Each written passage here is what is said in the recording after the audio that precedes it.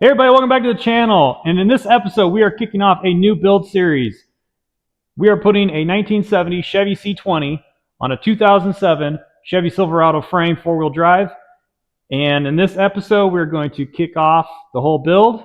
We're going to bring you guys up to speed on what's been done so far, and we are going to get the rust taken care of on this cab. So stay tuned.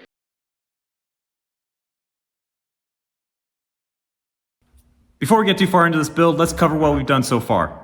So the 1970 Chevy C20 came to us fully disassembled, just the truck body in a trailer. We needed to find a donor vehicle. We sourced this 2007 Chevy Silverado 2500 heavy duty pickup. It has about 200,000 miles on it. We're gonna go through everything, but the first thing we needed to do was figure out how we're gonna fit this truck body. And so what we did then was we completely yanked off the 07 body so that we could get the 1970 cab ready to fit onto the frame. But before we could really do any fitting and mocking up, we had to make sure that the door gaps and body panels all lined up correctly. So before we could do that, we had to take another step back and start performing our rust repair. This 1970 has typical rust areas, or the outer rockers, the inner rockers, the front floor pans, the rear cab mounts, the front passenger side fender likes to rust out because the battery tray sits above it and rusts out what's below. And so we set about replacing all of that. And that actually gets us to where we are today. And what we are going to tackle, first things first, now that you guys are as caught up as we are going to tackle this gas tank hole. We got the patch panel from LMC Truck, but this panel is actually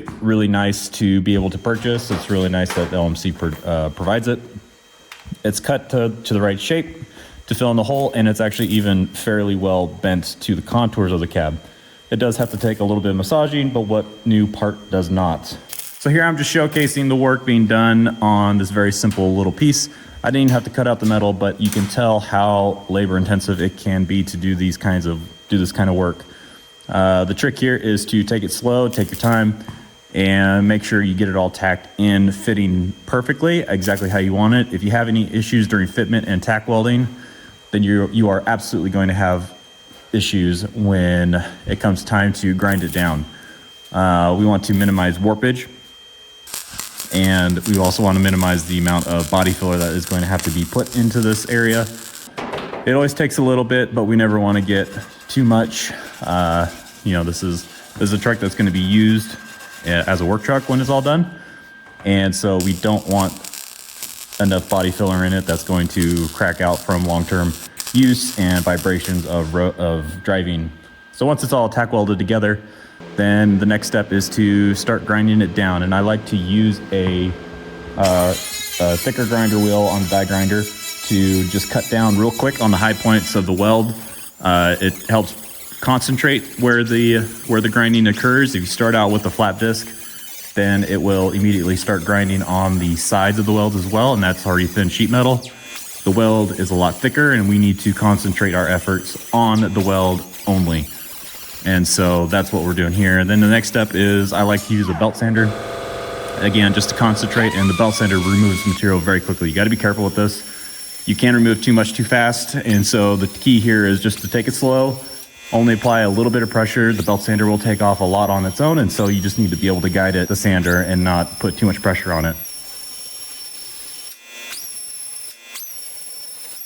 And then once it is fairly close to making the weld itself disappear, being flush with the metal, after that we will use a roll-off. The grit we're using here, I believe, was 60 grit, and we're just going around cleaning up the weld as best we can.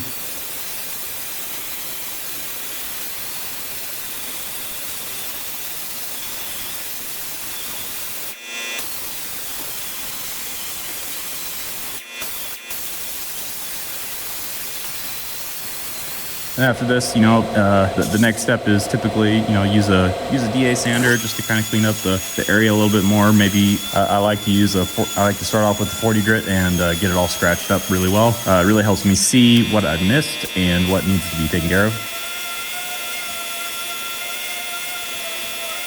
Sometimes hammer and dolly work is needed, and you do need to be careful with this. This is MIG welded, and the weld itself is actually very hard. And because of that, hammer and dolly use is, it's very limited. It does work to an extent, but it is not the end all be all. So don't think you can bank on being able to do that like a TIG weld would be. I'm not good enough with the TIG weld right now, and so I'm not trying my hand on it with a client vehicle. Instead, we are using a MIG welder.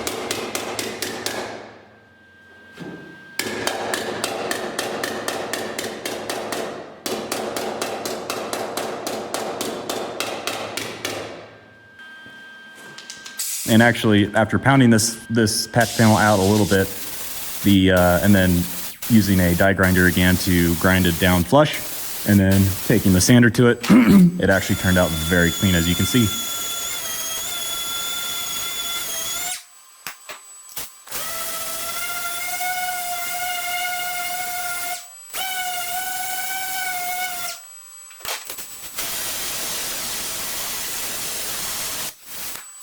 Okay, and that's how the patch panel turned out. I really like how it turned out. It looks really nice. And it will take very little amount of body work to get it all wrapped up. Now, the next step is, you can see I got the door on. So what we're gonna be doing next is actually cutting off the bottom section of the door on the outer skin because it is rusting through. And then from there, we're going to put on some rust converter. And then we have a patch panel that we can get cut to size and fit in here. This frame is longer than the original 1970 truck frame that came under it, and we are going to have to do some cutting and fitting, and we will get to that later. Also with the drivetrain, it's not an LS motor, it's not a diesel motor. You'll have to stay tuned to find out more about that.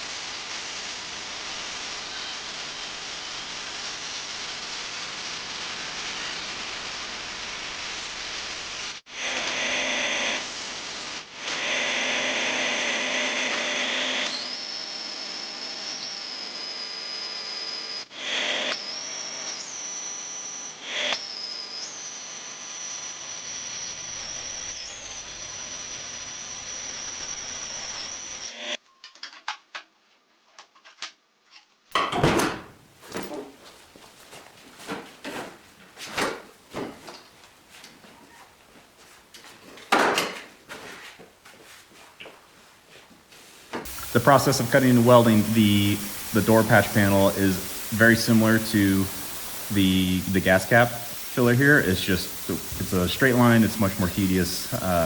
Again, the key here is take your time, go slow, get it all fitted just perfect. And then after that, once it's all completely tacked together, about every ½ inch to an inch, then after that, the welding goes a lot faster.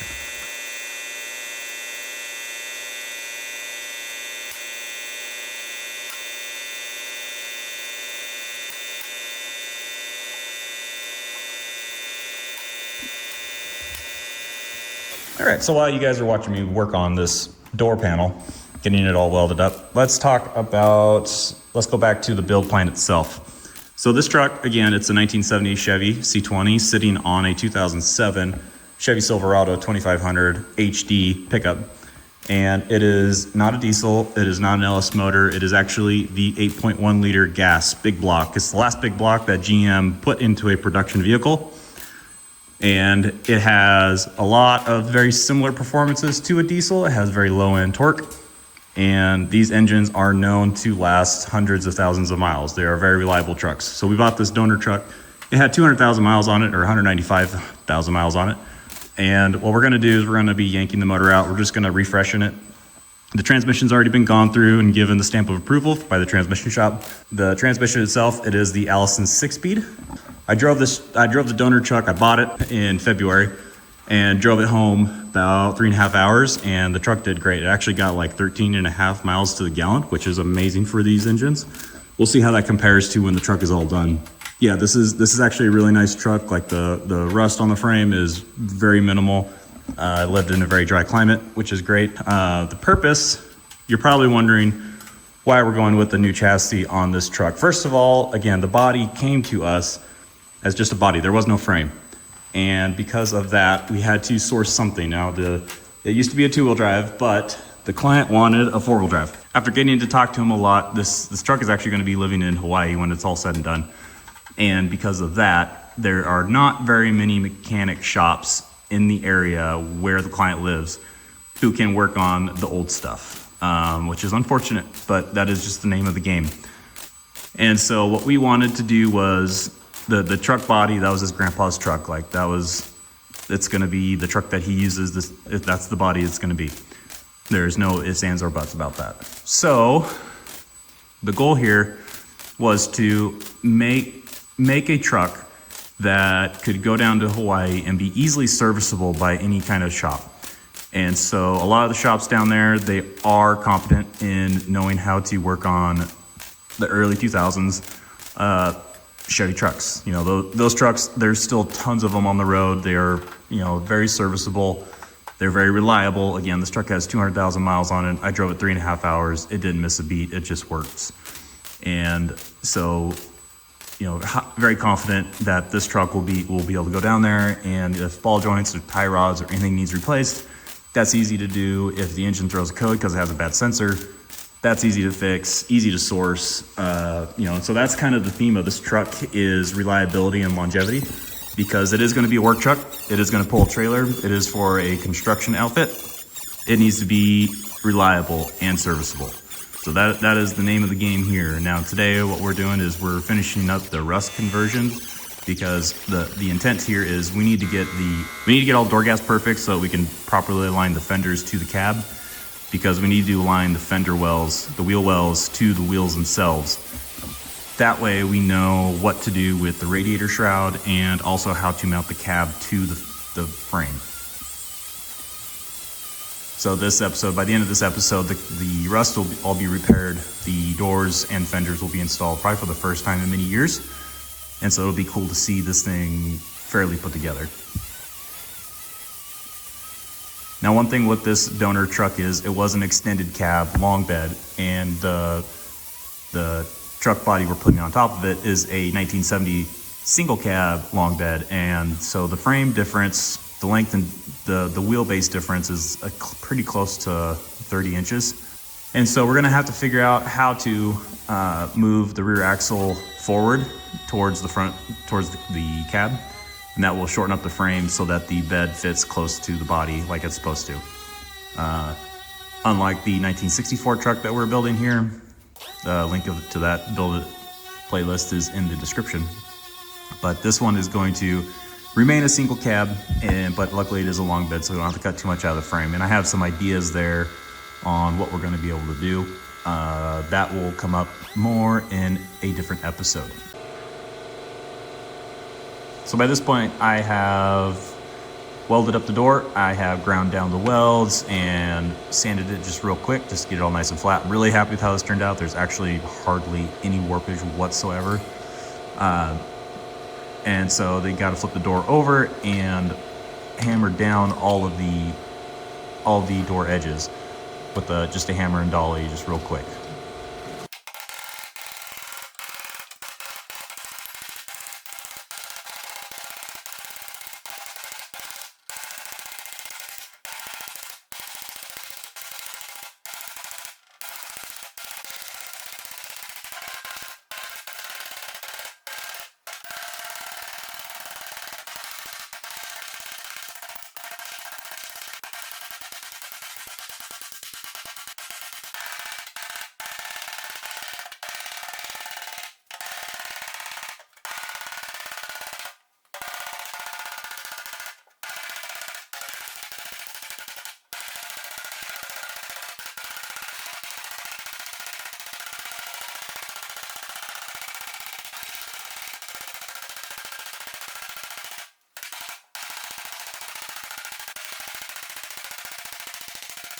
Now, once that is all taken care of, it is time to put the door on for, hopefully, we're getting close to it being one of the final times.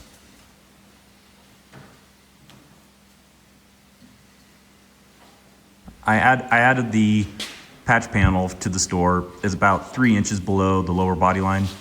The intent here is we're going to remove all the lower body trim that's on this truck that it came with, and we are going to weld in all the mounting holes so that we can paint the bottom a matching color. The rest of the truck, like hopefully most of the fenders, the doors, the cab, the top of the cab, the white on top of the cab, and the hood and bed and all that, the whole exterior is going to remain patinaed. I'm going to cut and buff it so that it brings the shine back out, removes the oxidation. But it's going to look rough and tough. The inside of the truck is actually going to be it's going to look brand new. It's got brand new gauges, brand new steering column, brand new steering wheel, seats recovered, all that fun stuff.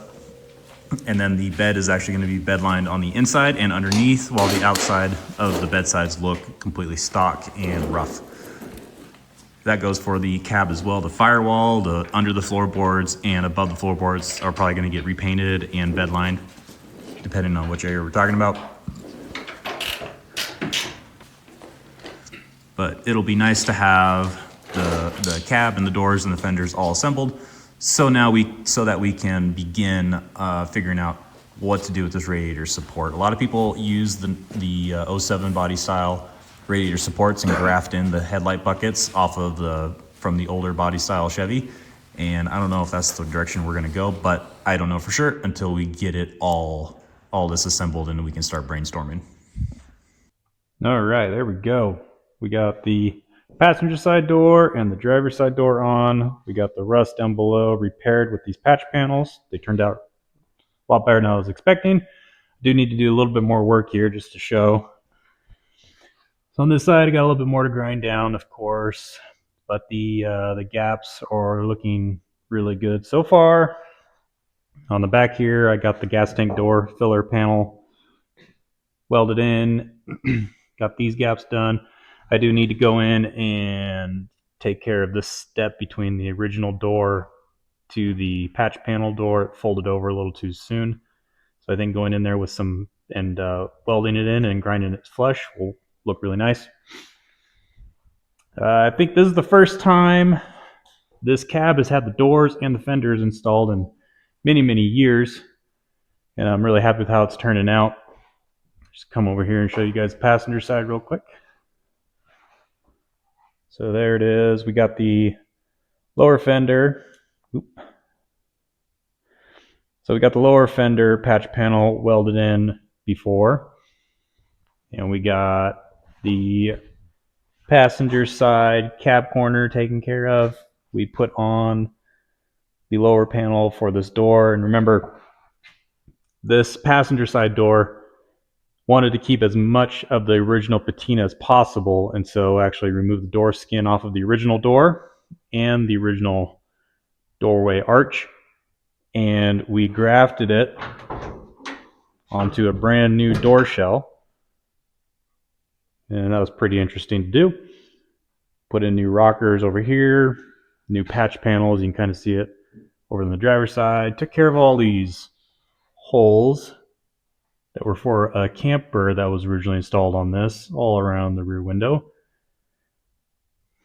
There's just a bunch of little things to take care of on this truck, and we are getting it taken care of. But the whole point of this was to do rust repair for one, but also the second important piece of it is to get the doors aligned and the fenders on and aligned so that we can get this cab positioned on the frame properly. So like we want, it's kind of hard to tell right now because I'm so close, but we want the wheel to be nice and centered up inside the wheel well of the old truck. And the purpose of all of this, I'm just going to stand back here to get a better vantage point over here. So the purpose of doing this whole part of it is so that we can finally start designing bracketry to mount the cab onto the body. Right now it's just sitting on a set of blocks. Right there. On the 07 frame. So wanted to make sure everything was lined up properly to the wheel so that we can get everything made now. And I've been going back and forth what I'm going to do with the front end here, the radiator support. Some people who have put these bodies on these frames have actually cut off about right here on the radiator frame, on the radiator support for the 07 body style, and then took the 6772 radiator support and grafted in that space and bolted it to the frame. And I don't know if I want to go that route. I'm kind of leaning towards taking the structure, the radiator support itself out, leaving the radiator in, and bolting the 1970 radiator support to the fenders, since everything is lined up to the cab like it's supposed to be. And then putting bracketry or building bracketry down to the mounts on the 2007 Chevy frame. And so pretty sure that's probably going to be a video in itself, is just getting that figured out. And then what we also need to do, it's going to look familiar with some of you who've been watching the channel. The frame on this truck is an 07 extended cab long bed, and we're putting a 1970 single cab long bed on it. And so obviously there's going to be some length differences here. Now, if you guys have seen the work I've been doing on the 1960 Ford truck, which is this one right here with the extended cab, I'm putting it on a 2008 Ford Super Duty chassis. If you guys have been watching this build series, there's an episode where I actually cut the frame and shorten it 33 inches and then we're also making the extended cab. Go check out that build if you guys want to see more about that. But so in that one, we cut the frame, somewhere in there and shortened it to fit the wheel wells to the body and the bed of the 1960 Ford. And we're going to do something a little different with this Chevy. Will be another build that we do. Instead of, so we're going to touch on it real quick, give you guys a little sneak peek as to what's going to happen. Instead of cutting the frame and moving the back part where this bed is sitting forward, what we're actually going to do is take the brackets off the frame for the suspension and take that axle and move it forward, and then the bed will move forward with it, and we'll have to build brackets and all that.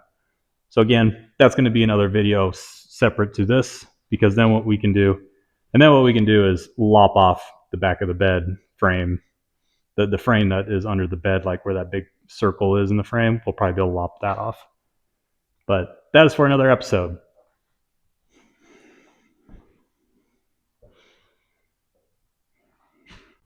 So that wraps up this video. I really appreciate you guys watching and following along with it. And I hope you guys like where this build's going. If you guys want to see more of this, be sure to subscribe and like the video. Really helps out the channel and gets it in front of a lot more people. And also helps motivate me. If a lot of you guys watch this, it's just motivation for me to continue to do this. This is not my full-time gig, the YouTube channel. And so this helps motivate me to put in the work to get these videos out every 2 weeks. so that you guys can continue to watch the work that's getting done. So I appreciate you guys watching, and have a good day. Thanks.